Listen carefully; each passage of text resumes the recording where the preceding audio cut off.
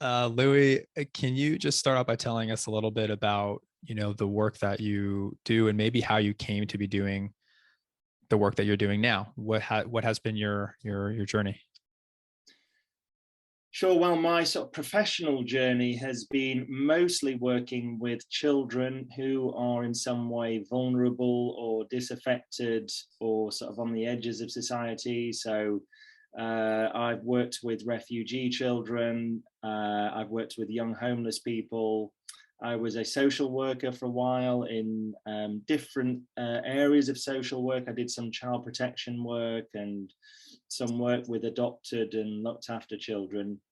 And I have also ran a therapeutic education facility that was for teenagers who had sort of been kicked out of lots of other schools.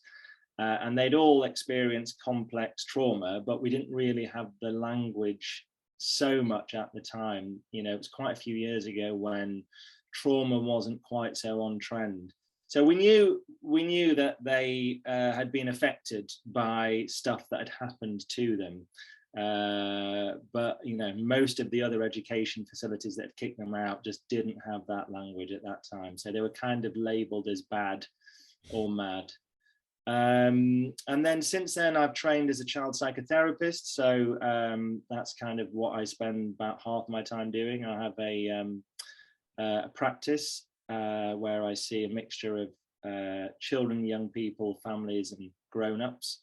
And I also run a charity, which is called A Part of Me. And we essentially use design thinking and design-led approaches to create more accessible mental health interventions for kids who've experienced loss and trauma. So we've created a mobile game that helps young people through grief, which is definitely our sort of biggest, most well-known project. And we're also working at the moment on a new project, which is creating a digital mental health intervention specifically for younger kids and parents who've been affected by the war in Ukraine. So that's kind of the professional bit, but I'm guessing you probably want to know like the backstory. I'm curious to hear. Yeah. Why do you think you've found yourself where you are today? Give me more of the Well, it's sort of detail. the story that I sort of have come to tell about it is that overall, I have had a privileged upbringing where both my parents have been alive and are still alive. So that's one thing. I haven't experienced actually any significant traumas in my childhood, at least. So in many ways, I had a very privileged upbringing. But there was a point when I, probably from the age of about 13, when for whatever reason, I started to go a bit off-piste in my life, started to get in trouble quite a lot, getting in trouble with the police. And I was getting quite disaffected from school and from society. And there was a bit of a turning point when I was 17, where basically I'd been out raving all weekend. So I found a lot of community and freedom in this sort of relatively young kind of raving community that was growing in Manchester.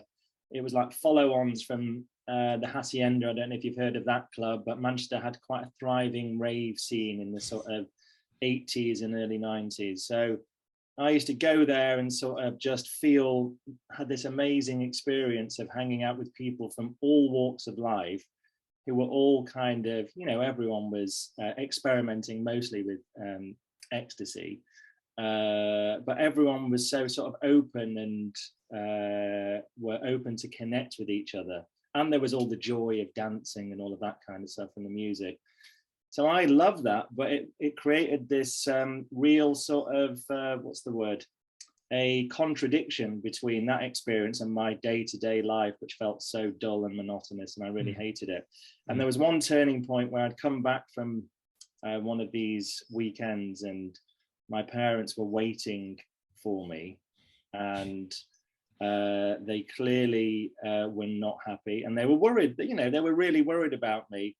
They thought I was doing probably worse things than I really was, but they were understandably worried. And there was a bit of a run-in with my dad at that time, and I basically went to sleep that night.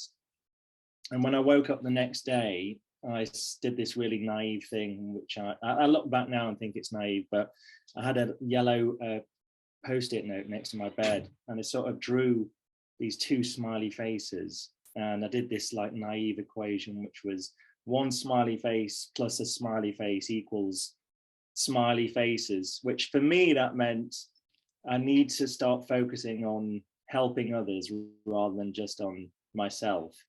So that was actually a turning point for me. There was, you could tell the story in many different ways, but I guess I sort of felt like I'd been focused quite a lot on myself, and I wanted to start helping others. So that was the start of my journey of being interested in particularly working with kids, because I could actually identify, even though I was still only like 17, 18, I could identify with what it's like to feel really disaffected and disconnected as a young person, which I still have that connection, even though I'm a bit older these days and got a few more gray hairs, I can still identify and empathize with that sense of alienation.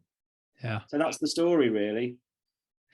I've got to say, Louis, your story, your background is kind of untraditional, maybe unexpected for a child psychotherapist working with kids with trauma, where I know a lot of people came to that path through their own childhood traumas. And really interesting to hear how that pivot was made for you, and very noble and humbling to see you kind of commit yourself to serving other people in that way. So very cool. Well, I still think I am a wounded healer, just in my own way, So, and I have often thought, and there's no way of proving this scientifically, but my mum and dad have experienced their own traumas in their own life, and now we know about this sort of epigenetic transmission of trauma and adverse childhood experiences and all of that kind of stuff. My dad's dad died suddenly when he was 13. And so he was left with his mum, who wasn't coping very well. So he went completely off the rails when he was 13. So I do sometimes wonder whether I was slightly, in my own way, like just playing out that pattern again, and sort of looking at it from a slightly more spiritual perspective, whether that was, playing out that pattern to bring some kind of healing to it. I like to look at things like that. Mm-hmm. Yeah, I think we have a similar way of, what's that? Does that make sense to you? That makes sense. And I think I look at things a similar way as well. That is one of my questions that maybe we can come back to a little bit, is around kind of the epigenetics and sort of the spiritual framework of, I don't know, what we bring into this life. But maybe where I wanted to start, and this could be related, is around our kids and the mental health and various, struggles that they're having now. You've described like these symptoms as intelligent or sacred messages that are being expressed through children. So I'm wondering if you could describe and explain to us kind of what that means, and how you come to see that.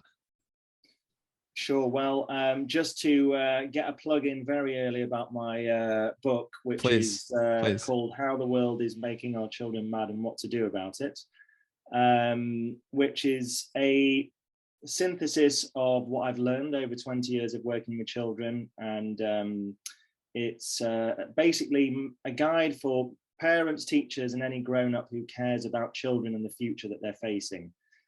So whether you're a adult who's worried about the future in terms of the climate crisis and things like that, and you're not sure how to raise your children to be prepared for this time, or whether you've got your own mental health struggles, or perhaps your kids do, the book is designed for that group of people. And the quote that you took is from that book. What I mean when I say that is, so I've observed through my own clinical practice how there has been this rise in children suffering with mental health problems, and it's taken a different shape over the last 20 years. And I think a lot of the focus typically is on what might be wrong within the individual child. That's just part of the model. It's part of the narrative. It's how most people tend to think about things. Even though a lot of the evidence that's coming out, and there was an amazing study that was a bit of research that was released today in the UK that showed overwhelmingly that there's very little to no evidence to support the idea that depression is to do with a chemical imbalance in the brain. The problem with that narrative is children and the people who care for them, who've grown up with that story, are quite stuck in it. And the problem with the story is it leads to children feeling like there's something wrong with them. Yeah, so if they're experiencing low moods or anxiety or whatever it is, the sort of go-to explanation is there must be something wrong with their brain. Not always, but that's quite a predominant narrative that people hold, I find. And I mean, apart from the fact that there's absolutely no evidence to support that story, it's also a very pathologizing story because it doesn't acknowledge what the impact of the environment, including the family and the childhood experiences, the loss and the trauma, but also it doesn't acknowledge what's going on in the wider world. And, you know, I know you're interested in a sort of systemic perspective, and that's kind of where I'm oriented to as well. So if a child experiences symptoms, I find it much more helpful and liberating and much more likely to lead to healing if we can hold the perspective that those symptoms might be revealing something important about the world around the child, rather than giving us a sign that there's something broken about the child's brain. Does that make sense? Mm-hmm. Mm-hmm. So it's just as a perspective, I find it really vital and helpful to keep that perspective in mind when I'm working with children. And ultimately, you know, children, in my experience, respond well when they're held in a space where they're not being pathologized or shamed, because there's so much shame that comes with that particular narrow biomedical perspective. Mm-hmm. It's really a big shift in, I mean, understanding symptoms in this way. And I can see, and, you know, haven't really thought a whole lot about it, but the fact that, you know, we're placing almost the blame in the child's brain, or something that's happened, or maybe even more in a more proximate way within the family, but underestimating the degree to which they're also responding to things happening in the world.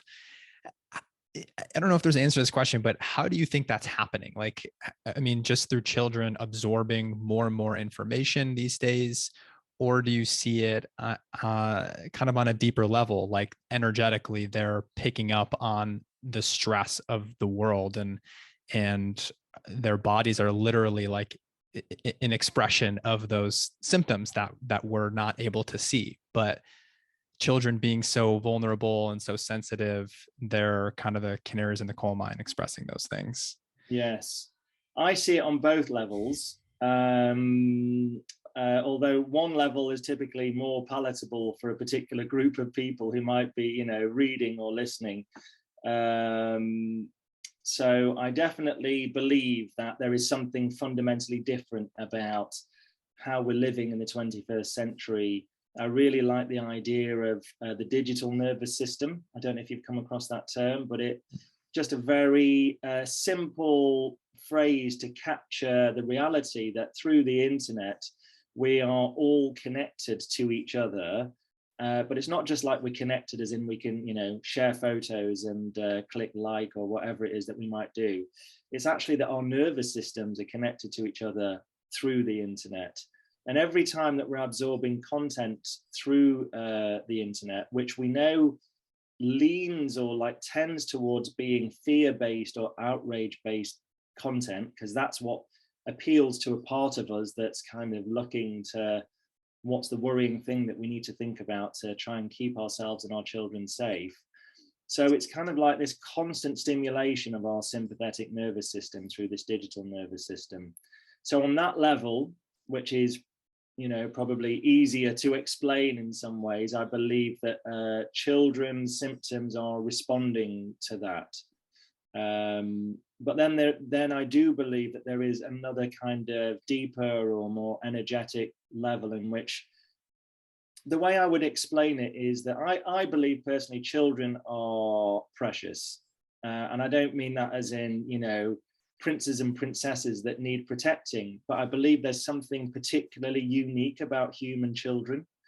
I talk about it a bit in the book, but essentially human beings are born, unlike other animals, with what I call this almost infinite potential, which means that we are so adaptable that we can survive. We've learned and evolved to survive in completely different environments.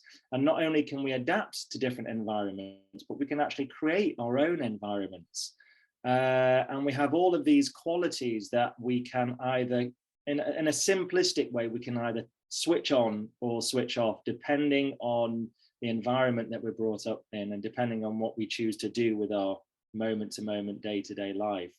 So I think that's an incredible thing about being a human being, that when you have a child, I mean, obviously there's an age-old debate about nature versus nurture, right? And nature is clearly a significant part, and children are born with temperaments, but there's a huge amount that the nurture and the environment has to do with how that child develops. I have absolutely no doubt about that. And I think that's what makes human children special. Like, they really can be, to some extent, how we might support them and want them to be. So from that point of view, with that kind of potential, I feel like what's happening to our children with this child mental health crisis is giving us this kind of deeper, what I might call like a spiritual wake-up call. It's kind of telling us, really, actually, these children are really telling us in a different way, because they don't have the ability, like younger children particularly don't have the ability. I mean, many grown-ups don't have this ability as well, by the way, just to be very clear and communicate what's actually going on for them inside, you know. Right. They don't necessarily have the ability to say, I don't like what's going on in the world and I would like it to be somehow different.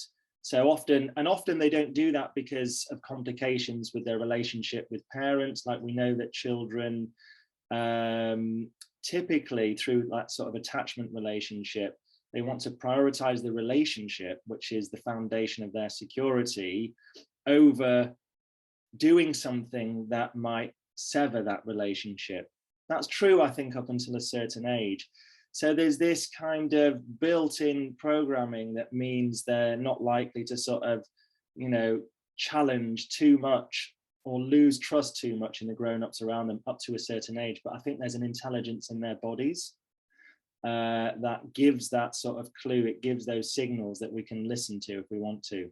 I feel like I've rambled quite a bit on that, but does it make sense? No, this is so wonderful, and I think you're laying it out so nicely, and I really appreciate this extra layer, this kind of spiritual layer of things that you're adding here. So I guess the next natural question, and this, I think I'm really tossing out hard, difficult questions here, but is kind of like, well, how do we listen to and respond to these symptoms? You and I, as therapists, I think both understand that when we're sitting in front of someone, that the symptom, what's the person is experiencing, really needs to be listened to and held compassionately and not judged. And you were talking about like not wanting to kind of sever the attachment relationship with parents, and almost I'm thinking about like not wanting to sever the attachment relationship with like the system that kids are in, which is saying that you need to approach your symptoms in this way. You're having a problem, let's medicate it, let's look at it like this. But symptoms are needing attention, they're needing to be recognized. So like, how do we do that collectively? Like, how can we approach these collective symptoms that are being expressed through our kids in the same healing way that we would on an individual level?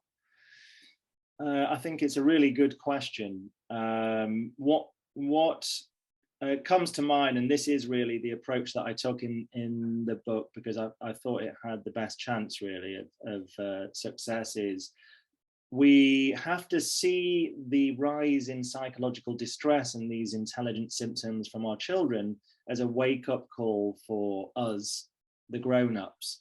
And there's different ways of receiving that wake-up call. And in some ways, those wake-up calls are both generic, and they're also highly personalized. So in any sort of individual system, like a family, or maybe it's a school, I believe that a children's symptoms are often really giving a sort of direct, you could say it's giving a direct sort of instruction of what is left untended to or unhealed or under-acknowledged in the family system. Mm-hmm. And I mean, one of the bits of evidence that I have from my own practice is the number of times that I've seen a parent bringing a child in at a certain age. And when I asked the parent what was going on for them at that same age, very consistently, we find that there's some trauma or loss that they experienced at that age that they very commonly find it very difficult to talk about. And so it's almost like the child is the expression of that thing that's difficult to accept or difficult to talk about in the system. So therefore, where that has taken me in my practice and in the book is, well, if we, the grown-ups, can be open to that in relation to our children, that's really the critical first step. Before we start trying to fix or heal our children, it's really critical that we just take a bit more time and courage to just look inwardly at the untended parts of ourselves. I mean, I could go into that in a lot more detail, but I think maybe just leave it there for now. Well, it's really fascinating to think about how these things get passed down through the generations, whether it's happening, probably both. I mean, epigenetically, but also maybe in some other way, whether kids are learning it, just through observation of their parents, or there's something energetically going on. But it's interesting to think about the fact that, like, our task here is almost to help to heal and carry on like what our ancestors struggle with and what they haven't had a chance to heal. It's reminds us as well of our interconnectedness with everyone. 100%. And I feel moved when you say that, because it feels to me like in the 21st century, one of the amazing things is we have this collective pool of wisdom, through psychology, through therapy, through the sort of gathering together and learning from different indigenous wisdom traditions and different healing traditions. We have so much incredible wisdom and knowledge now about, human beings, about our psychology, about how we can heal the trauma and the loss that we and our ancestors have experienced. So I think that's why I felt sort of moved when you were saying that, just that we're in this kind of unique opportunity where we kind of are. I mean, I hate using the term waking up because it's so cliched, isn't it? And it's so, what does it really mean? But, we could go into that. But, for want of a better term, we have this body of wisdom and knowledge now that we can apply to heal the wounds that our ancestors didn't have the knowledge to apply. So even thinking about, my experience with my dad and him losing his dad, he didn't have the support that I had when he was growing up, which I'm very grateful to have had. And, he's been on his own journey and found his own way to deal with his loss. But in a way, I often think that, I'm doing a lot of this work, particularly in grief.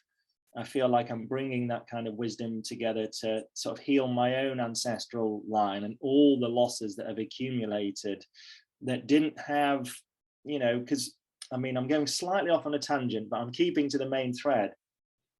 One significant loss that we experience as human beings is losing the community structures and rituals and practices that have over thousands of years evolved to help us through difficult times.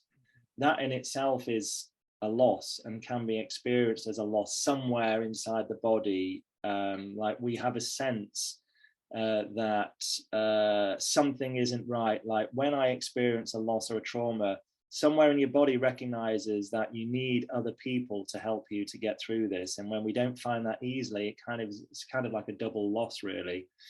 I said I wasn't going to lose the thread, but I have slightly. I was making the connection to my dad, wasn't I, and healing that sort of ancestral loss where for some generations at least, I feel they haven't had so many of those sort of collective wisdom practices that now we're gathering together.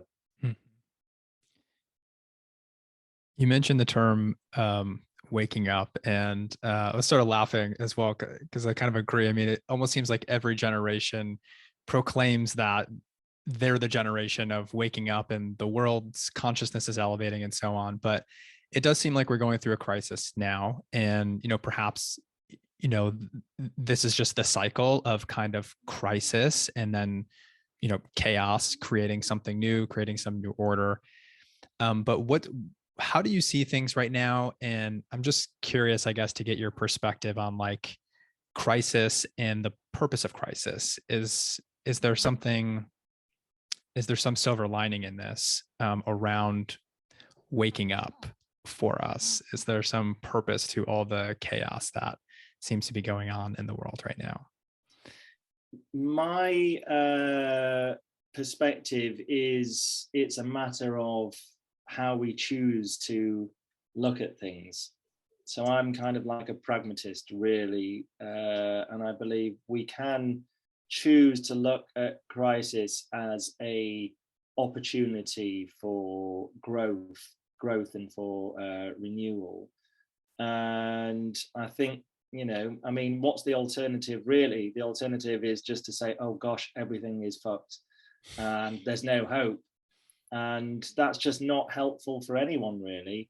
It's good to find spaces where we can be with feelings of hopelessness. And there's something that can be quite radical about that without trying to fix it or turn it into something positive.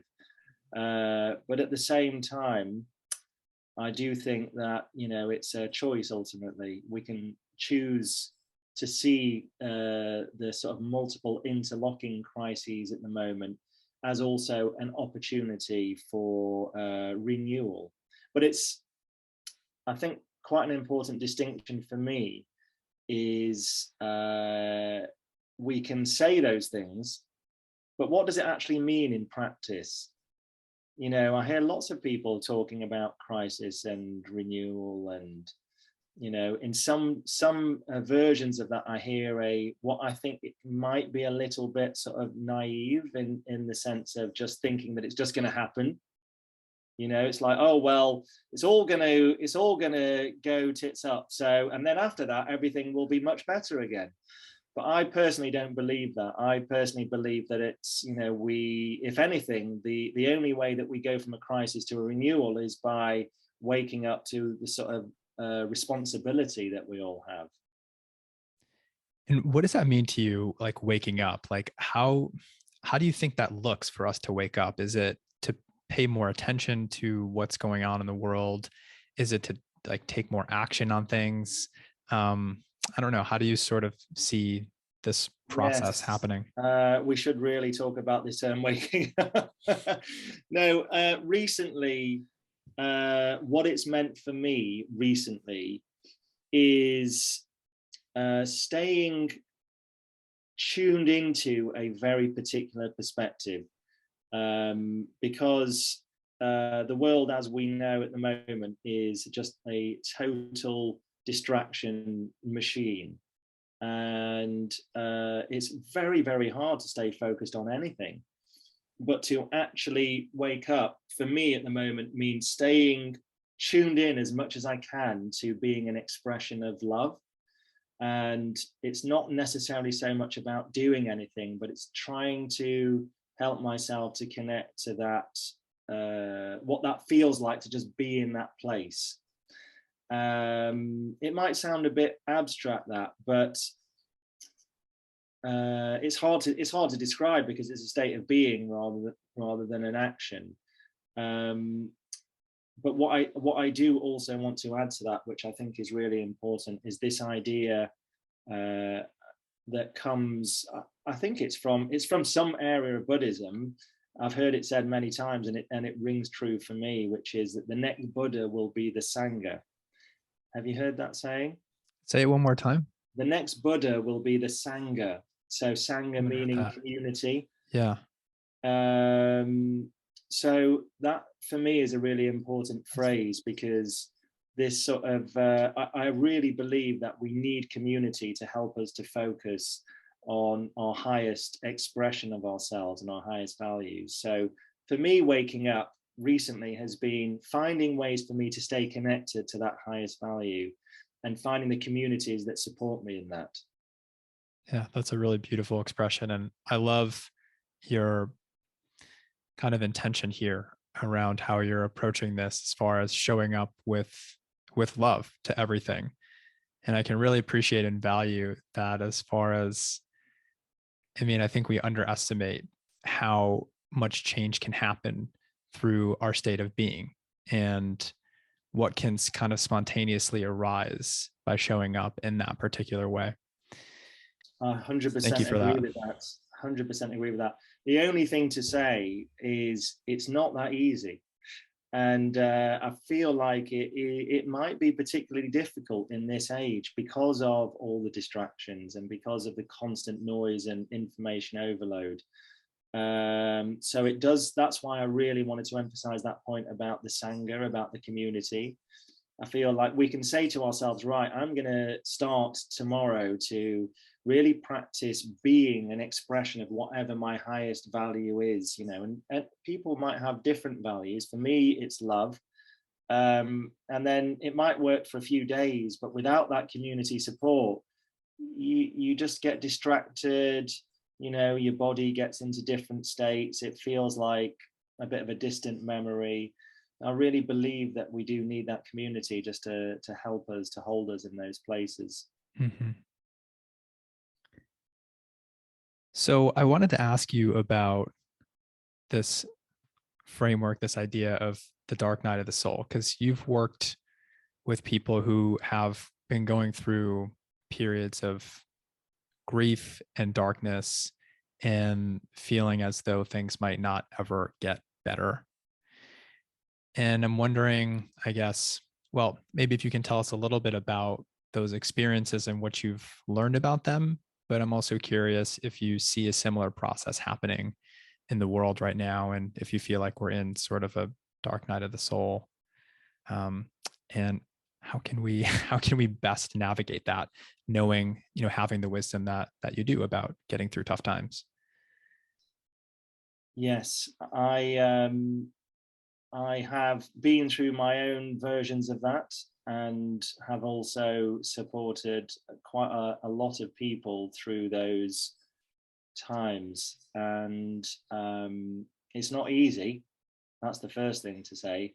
It's not easy to go through it, and it's not easy to support someone through it, because I think the overriding impulse, at least for me, and probably for most people, is you want to really fix things and you want to make things better. And I don't think that's a bad impulse to have. It's kind of compassion, really, in a way. Is you see somebody who's in suffering, you just desperately want to fix them. But to be able to slow down, to be with someone in their dark night, whatever that expression of that might be, it does require you to be able to have just find a way to be in your own kind of version of that. It doesn't have to be completely like morose and morbid and apocalyptic or anything like that. But for me, the big part of it for me has been letting go of the part of me that just wants to fix things. That has come quite a lot through meditation practice. And it's also it's come from actually just observing what works and what doesn't in the Right. therapy room. Right. People who are in those dark nights of the soul, they don't always want you to fix them. They want you No. to actually recognize how hard it is. And to, my old supervisor used to say, you want to be able to have 1 foot in the ditch and 1 foot out of the ditch. So, and then in terms of like the world more broadly, I mean, if I'm just being really honest with you, I do think it's a helpful perspective to look at things in the way, this kind of structure of the dark night of the soul and the sort of wandering in the wilderness. And it does feel accurate and appropriate as a description of how the world is right now. But the cynical part of me says, haven't people always sort of thought that? And haven't people always said that? And I think probably a lot of people have that cynical part. And I think it's probably good to just acknowledge that. It's like, when we're talking about, for example, the worries about the climate crisis, which there's no doubt they're very real, but there's a lot of cynical people and probably climate deniers out there who would just say, well, we were threatened and still are with like nuclear destruction. So what's different now, really? Interestingly, I've been writing an article for a newspaper, for the Guardian newspaper in the UK. And as part of the research, I found out one of the oldest references to the apocalypse, which is really interesting. It was from a Sumerian clay tablet from something like 2500 BC, which is the earliest description of a person who's talking about how it's the end of the world and people are becoming more dishonest. And the funniest thing was, it said 2 lines in there. It said, everyone's trying to sell their book and the kids are disobeying their parents. I just thought that was so interesting, that was one of the symptoms of the end of the world, 2500 BC. But having said all of that, I'm not like throwing out I'm not throwing it out as a useful description of what's going on at the moment. I just want to sort of acknowledge the cynical part of me. Of course, yeah. And I mean, it just kind of, calls back again this feeling that we've had through the generations that this is the end of the world and this is it. And probably we go through many versions of a dark night process over and over again. It's just kind of the cycle of going through challenges and then evolving into something higher and going through more challenges. So I appreciate well, you. what's your take on that? I think similarly, like, I don't necessarily think that like this is the moment, like this is the first and only dark night of the soul process, but I sort of look at things through that cyclical perspective as well, of like having order and then chaos, dark night, and then new order, and then more chaos. And each time there's chaos or crises, it's an opportunity to use our favorite term here, wake up a little bit, or to evolve into some higher form of order or some higher state of awareness. So here again is another opportunity. And my sense is, I think we're probably aligned on this. Like, the more we ignore the symptoms, the louder that they're going to get. And we're not necessarily doing a very good job of paying attention to symptoms right now. And they need to find expressions in whatever way possible. One way coming through our kids as expressions of these symptoms, but they're manifesting in many ways. We were talking before we started recording about the heat wave in the UK right now. So obviously that being another way that the world might be kind of experiencing its own dysregulation or sending some warning signals to us.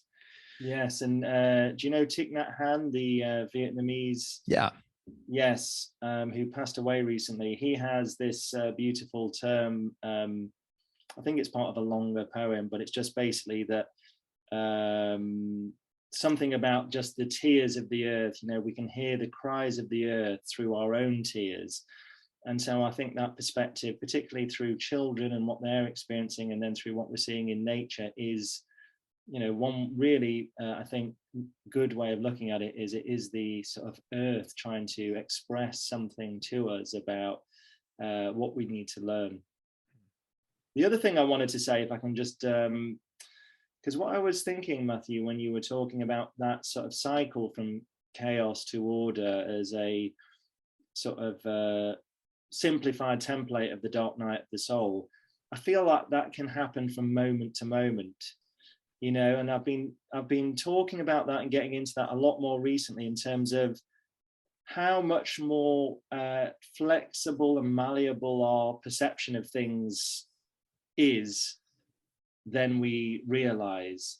And all this stuff in which I talk about a bit in the book, in the psychedelic assisted therapy world, the interesting thing about why that seems to be having profound effects on people with conditions like chronic or recurrent depression is it seems to break this part of, or it sort of interrupts this part of our brain called the default mode network, which I don't understand in great detail, but someone explained it to me that it's kind of like the me network, and it's got this kind of, it kind of holds things together. So it's kind of like the order it's the order in what could potentially be a chaotic system. Yeah.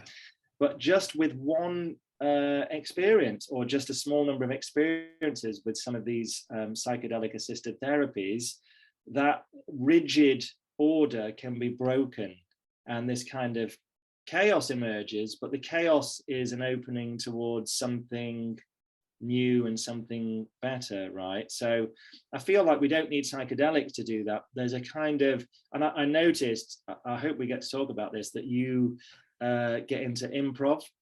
Yeah. Yes. Yes, because I have loved improv. Probably haven't done it as much as you, but I did it for about 2 or 3 years. And that to me is kind of just a magical expression of collective potential that can emerge from just a space.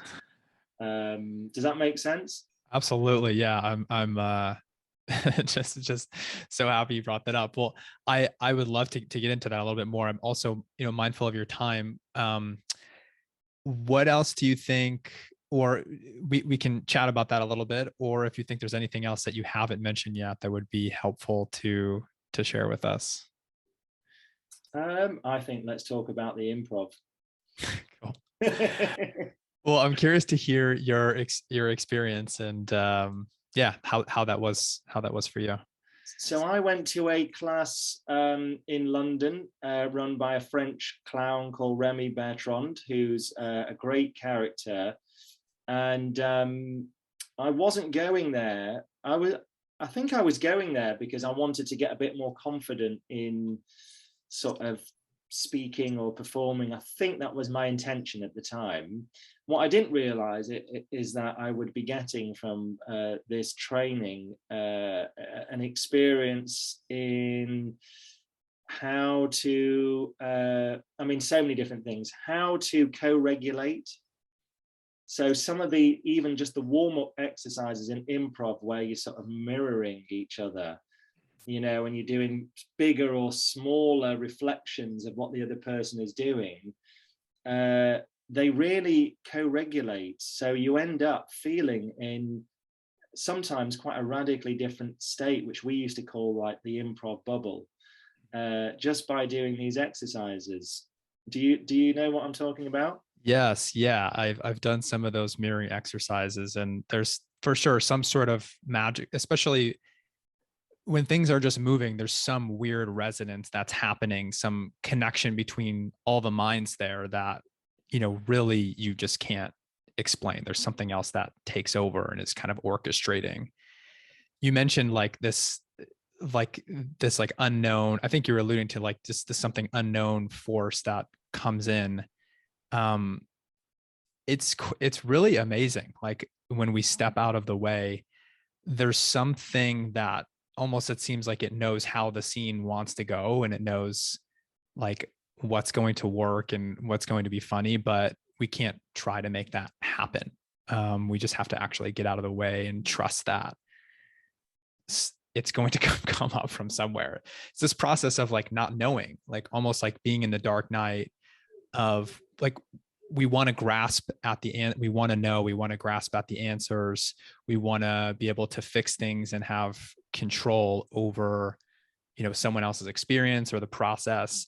But if we can just kind of like open and be with the not knowing and trust, that's the only way that like this next wave of order or something new comes in. It's Yes, yeah. 100%. Couldn't agree with you more. And in a way, that's kind of like a bit of a theme of our conversation, because it's really, it's the same principle that I'm wanting to share in this book and in my work is grown-ups who care about children, can we be open to receive what they, and perhaps through them the system or even the earth, if you wanted to look at it from that perspective, is trying to reveal to us, so that we can first of all let go of whatever rigid beliefs we might have about ourselves or about how things should be, and that something new can emerge. And it's also the same principle, which the same principle applies in psychedelic assisted therapy. It's, you know, you can have a bad trip if you don't surrender to it. I mean, obviously you have to have the right set and setting, but that sort of act of surrender and letting go and trusting and going along with the stream is crucial, I think, to that healing process. Hmm. That really is the theme of our conversation, and it lands so just really at the center of my chest for me, as far as what I try to, bring into my life too, which is, showing up with this compassionate awareness. And man, I really appreciate you a lot. And I appreciate you too. I knew it yeah, was going to be a great conversation. yeah. So where can people find you? The book is How the World is Making Our Kids Mad and What We Can Do About It. Where can people buy the book? I'm assuming on Amazon, but where else can they find out more about you? It's, you'll be pleased to know that it's not just on Amazon. Great. But on my website, which is louisweinstock.com, there's a link to all the places where you can buy the book there. Awesome. And I will have a link to the book to your website in the show notes. And then also just wanted to mention your app and your charity work as well, which is A Part of Me. And it's spelled Yes. apart, like the word a part of me. apartofme.app is the website for that one. Okay. And people can get that through their app stores or the Android store or whatever it may be. Yes, so the mobile game that we created to help young people through loss is available for free through App and Play Store. You can find, if you want, you can just go through the website and find the links to it there. But yes, that is available. Fantastic. Well, I think we're going to have a part 2 to this conversation. There's Sure, I'd just love to. so much good stuff here, but in the meantime, thank you so much. And thank you for the work that you do, and hope to be in touch with you soon. Thank you so much for having me.